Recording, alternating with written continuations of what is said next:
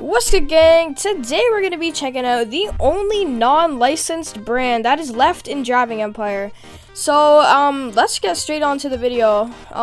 So if you don't already know, Ford is the only non-licensed that brand that is not fictional in Driving Empire.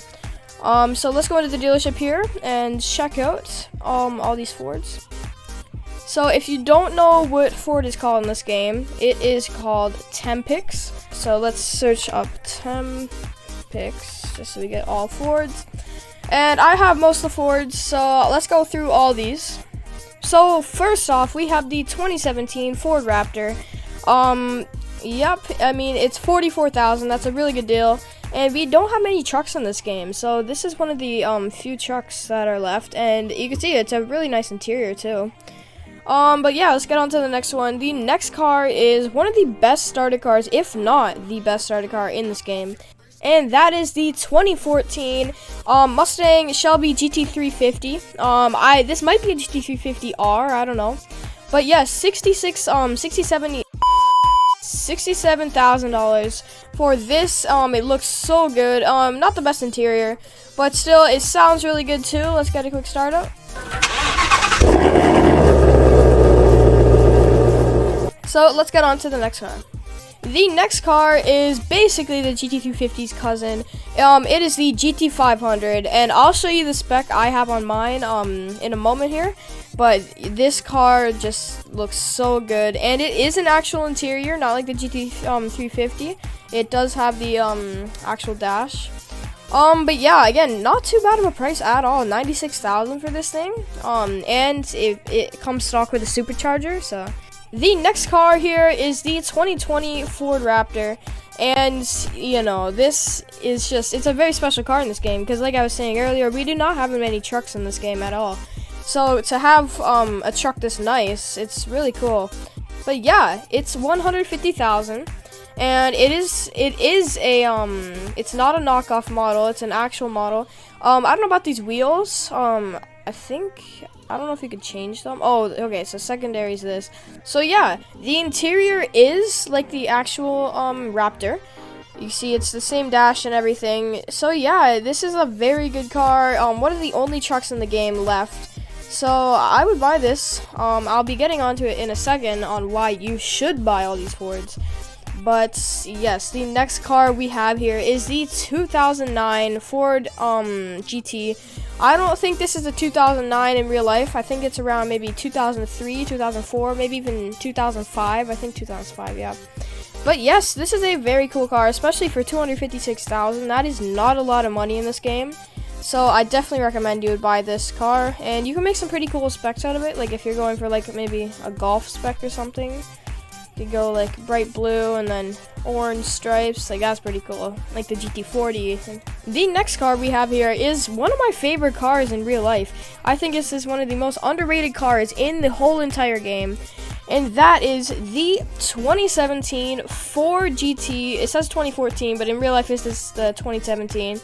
But yes, $550,000, and it looks like it looks like it's a $1 million plus car, because it is in real life, but it is not in the game.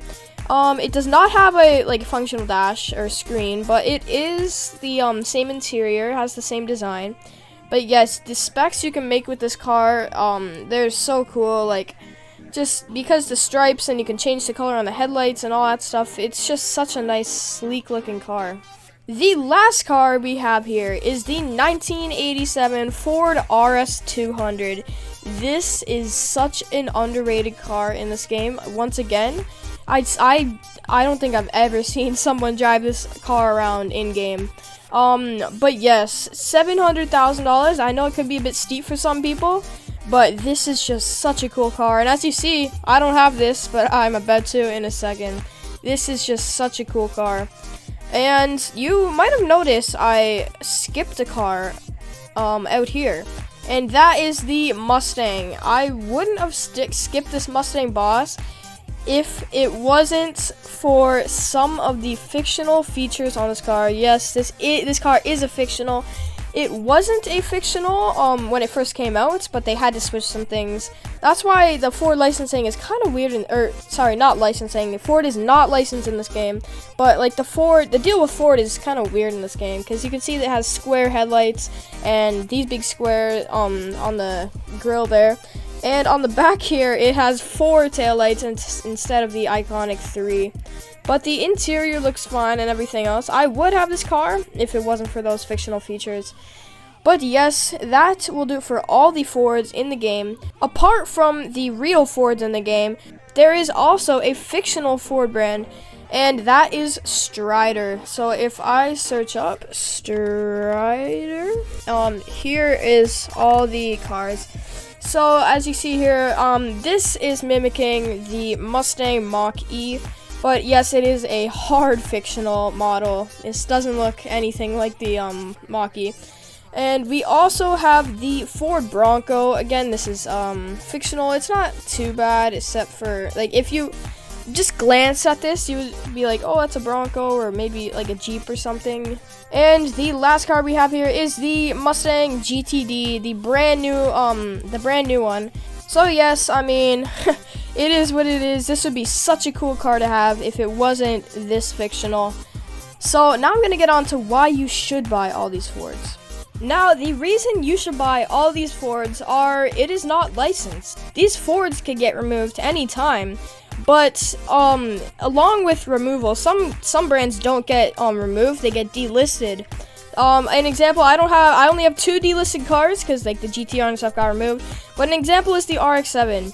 Like Mazda was once in the game, so when I got this, I think it's an event car, but still, it didn't get removed completely from the game. It just got delisted, so you can't get it anymore. So this is an example. That's what could happen to Ford here. So I recommend you go buy all the Fords. This is my first time driving this RS200.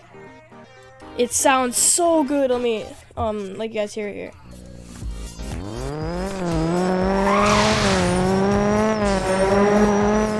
Oh, that tunnel. It genuinely sounds like an RS200. That's so cool. So you guys might be wondering, why do they not have a Ford license, and why does Ford not care? Some reasons why I think Ford doesn't care is free advertising for them. Ford is not a supercar brand like Lamborghini or McLaren, for example. So people, like the average person, could go afford maybe like a cheap Ford, but not a McLaren. So it's free advertising for Ford is number one. And that is the main reason why I think Ford doesn't have a licensing. And I don't think Driving Empire is in a big rush to get a Ford licensing. And for the most part, I wouldn't care. But the only downside for them not having a Ford license is they can't add any new Fords to the game. As we've seen here with Strider, they have to add fictional Fords, or like with the 67 Mustang or the Boss, whatever. It has to be fictional because they do not have a license. So yeah, guys, that'll do it for this video. I strongly recommend you go in game and buy all the Fords. But if you don't have the money, I would strongly recommend you just buy the cheap ones like the GT500 or the GT350. But yeah, that'll do it for this video, guys. Thanks for watching. I'd really appreciate it if you consider liking and subscribing and coming back to watch more, because I post twice a week covering all the major updates. So yeah, let's go to gaming. Out.